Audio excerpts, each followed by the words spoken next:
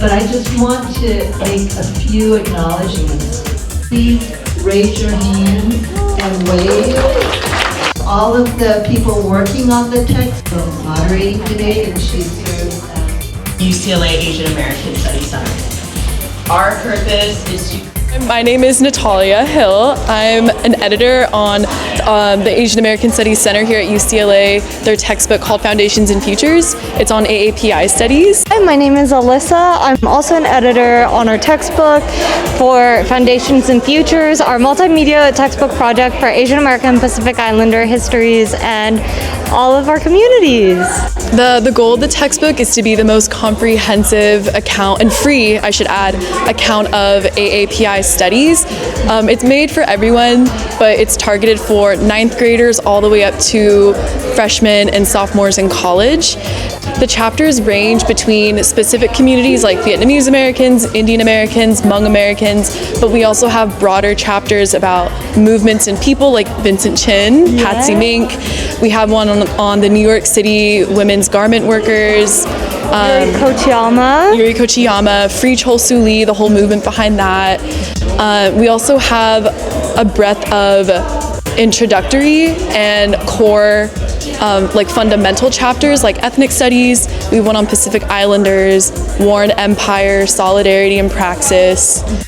So just a huge breadth of chapters, 15 total, and it's been really exciting to work on it, and I'm very much looking forward to like the reception, and I'm eager to see it be used in classrooms. I feel, and I'm sure many others feel, because it just encompasses so many different topics of things that I didn't get the chance to learn when I was in high school. So I'm very excited for students to hopefully feel the same way. Any last words? We hope everything we do uplifts, empowers, and serves the people. Yes. So what you're looking at is the homepage to Foundations and Futures. I'm going to scroll down just to give you an overview. These 6 points are just bullet points to what the website and textbook encompasses and what the goals are. Let's enter the textbook, and this is our lovely table of contents. Like I said, we have a very huge array of all the different chapters broken into landmark movements and moments, people in everyday life, Pacific Islander peoples, and Asian American communities. So just using Free Chol Soo Lee as an example by the wonderful Julie Ha. This is what the display looks like. This box right here has 3 chapter objectives for students. We have our abstract, and these are the 5 modules. Every chapter is divided into 5 modules. Every module 1 is an intro and overview chapter. So just going through this. This is just an overview of the entire chapter. If you go to this button right here, this shows all the glossary terms in the module in the order in which they appear. So they find it a really eye-opening experience to be able to have something like this that is open access and the teachers can use. This is part of their curriculum. It is a huge intervention. Seeing themselves having agency, having a say-so in how this all turns out. And I think developing that criticality and equipping young people with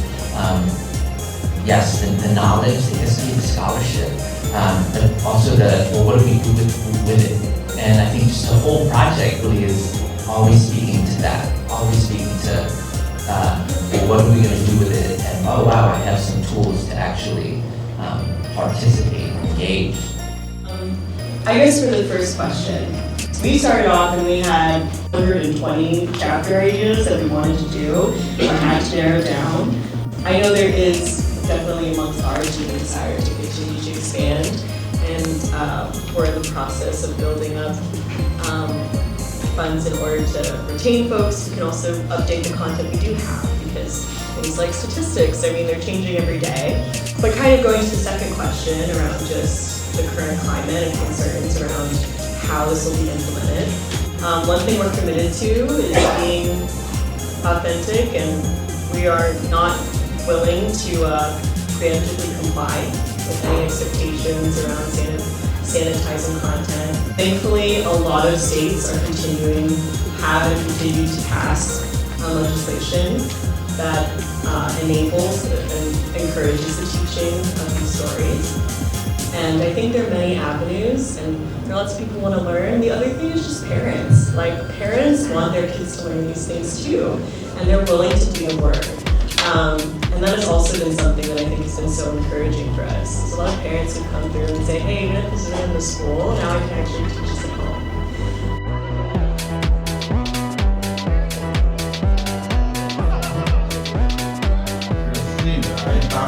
Where's your inflatable frog costume? Why aren't you all wearing your frog costume? Asian American Studies reunion. You're giving a keynote, remember? I'm giving the keynote for the Asian American Studies Center reunion, but I only did the minor.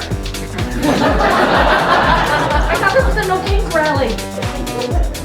Oh my god, I got them mixed up. Okay, I'm sorry. It was the whole like authoritarianism and the war on DEI and all this kind of stuff. I totally forgot that this was actually the keynote.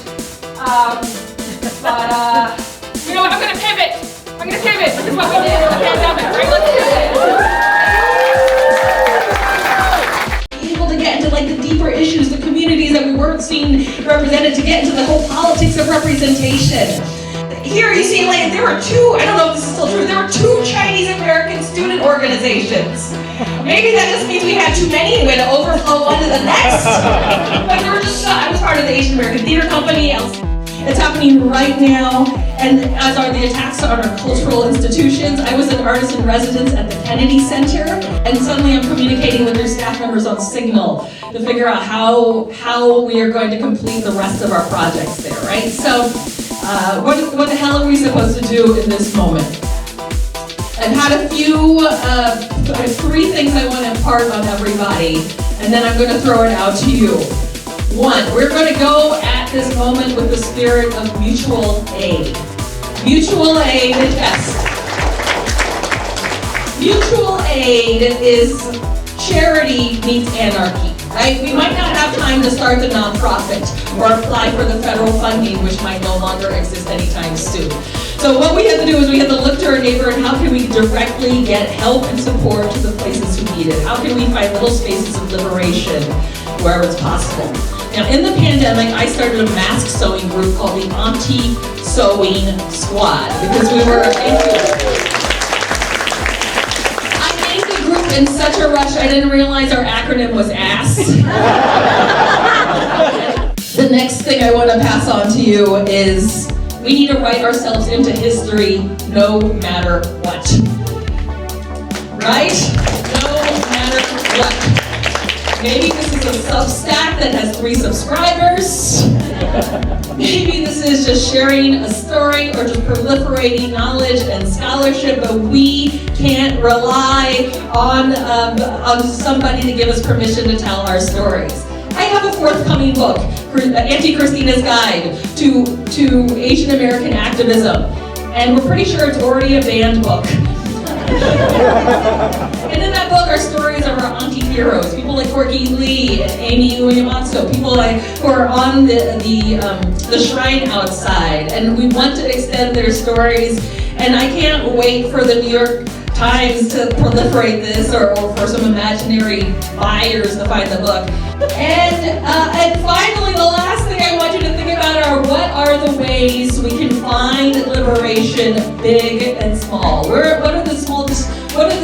It can be as big as what are you going to do when you grow up, but also like where am I going to get my lunch from today? Like what is the chain of people who you're supporting with every decision, and how can you make that liberating decision? So I've adopted a cat.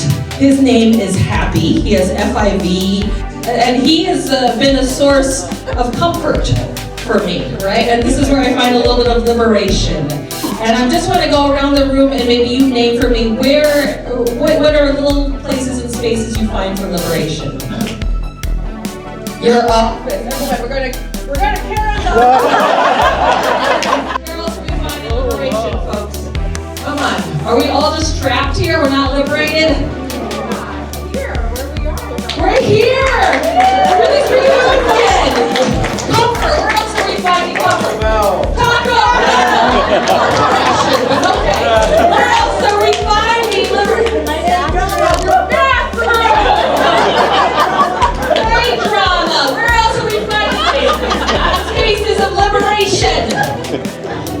public pool. Public pool! And where else are you finding liberation? Fire!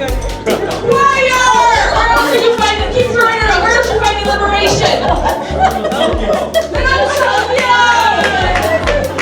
are we finding liberation, folks? That's right, keep liberating!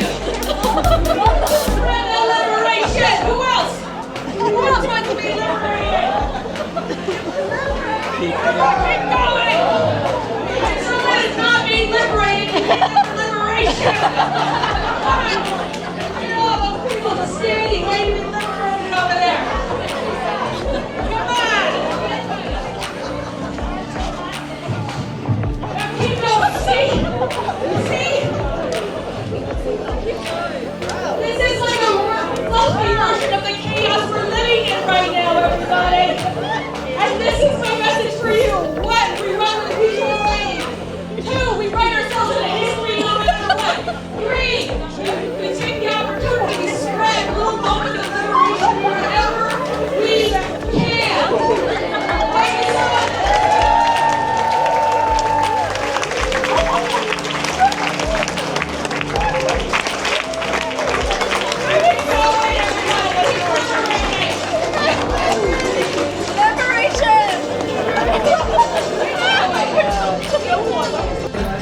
Hello, my name is Mitch Yang. I am a student here at the UCLA reunion.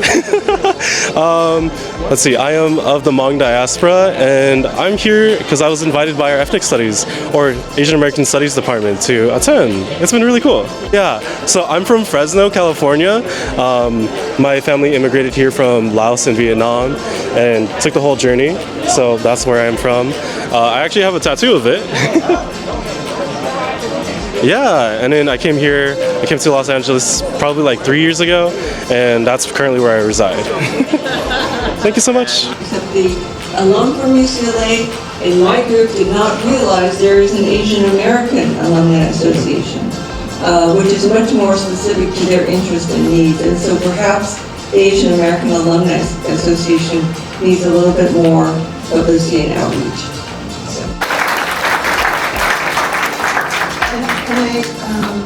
And I thought that there's no better way to end the program than to just symbolically and metaphorically hand the mic over to the next generation. And I really do believe that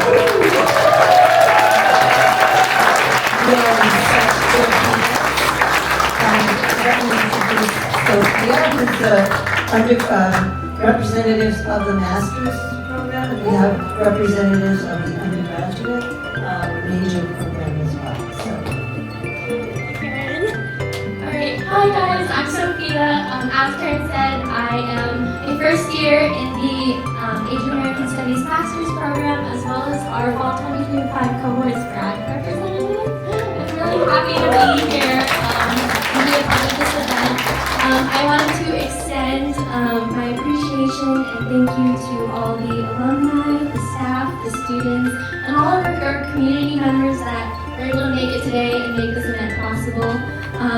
Just being here has been really inspiring and waiting to talk to you guys about, being community members and organizing and just fighting for what we believe in. I think it's so powerful.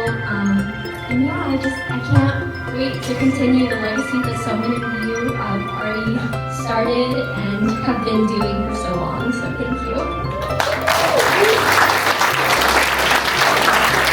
Hey everyone, my name is Ryan. I'm first year in the master's program as well, so I'm excited to be here. And yes, please round of applause for everyone that put on this event today, please. Round of applause. So to end the event, I want to go back to the beginning where we started, and that is with Miss Susie Wong. She did say in her speech that a legacy is only as good as its longevity. And look around the room. We have generations upon generations upon generations of AAPI scholars, activists, and advocates willing to stand for our communities. We are a community, we are a coalition, and we are a culture. To end this, I want to say, a movement isn't just a moment, it's the legacy of longevity that we have. Let's continue to do it for the people, my generation on stage, the generation after us, and the generation yet to be born. Let's continue to let them know